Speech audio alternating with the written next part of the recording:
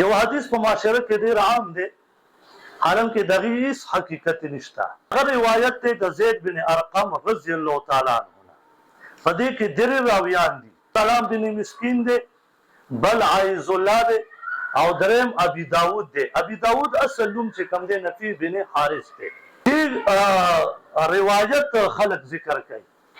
نبی علیہ الصلوۃ والسلام ته صحابه ورزو کو د پیغمبره د قربانی څه شی دی؟ نبی علیہ السلام ته فرمای دا ستاسو د ابراهیم علیہ الصلوۃ والسلام سنت دی. وای دا الله پیغمبر مونږ ته په دې سم ملاوي وي تاسو په هر یو وخت باندې یو ولی کی صحابه ورزو کوي د الله پیغمبره آیا ګډانو باندې خو وختنه خو وړي وي. نبی علیہ السلام ته فرمایل دا غیب په هر یو وړي باندې یو ولی کیدا.